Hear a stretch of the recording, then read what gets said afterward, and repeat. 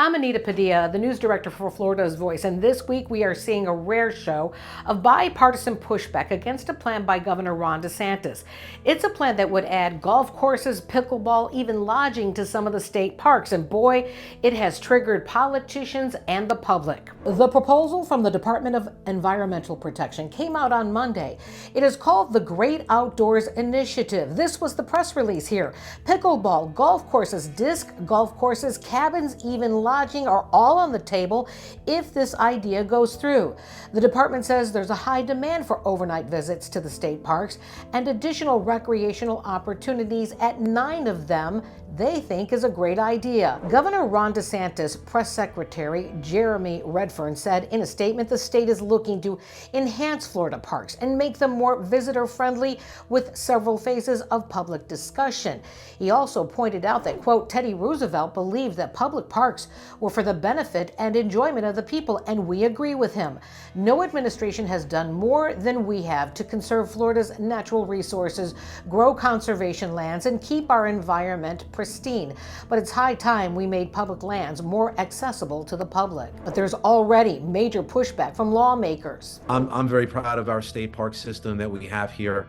And, I want to continue finding ways to make those as pristine, as enjoyable as we possibly can. And I just don't think, commercial activity plays into that overall, strategy that we've had with our park systems for many decades here in the state of Florida. My question is, does the state of Florida want to go into the business of operating golf courses? Do we want to go into the business of, operating 350 room hotels, resorts? I don't think that's appropriate. Like Senator Nick DeSantis, Senator Jason Broder saw this whole thing unfold on social media. I learned about it like everybody else, which is outrage on X, and I thought it was a Babylon Bee headline. I didn't realize that we were in the hotel development business at DEP. This is not something that the state of Florida needs to be engaged in. We have hotels everywhere. That's the development rights of the developers in the county.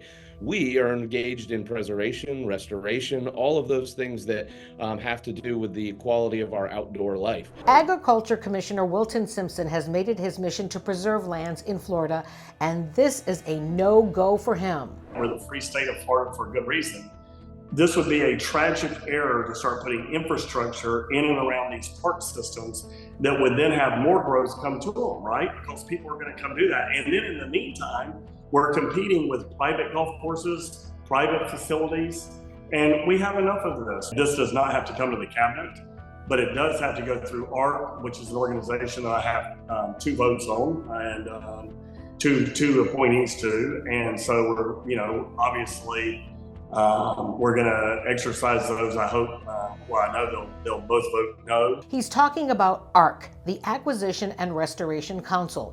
Even Congressman Brian Mast is urging people to reach out to those who hold a vote. If you don't actually come here and hear from we the people, answer their questions, then this is a dog and pony show. This is a slap in the face. This is theater. It's any other thing that you want to call it, but it is not a legitimate process. As Senator Broder pointed out to me, people are just used to a lengthy process. Like when they go through their county, they usually have 30 days to prepare for this.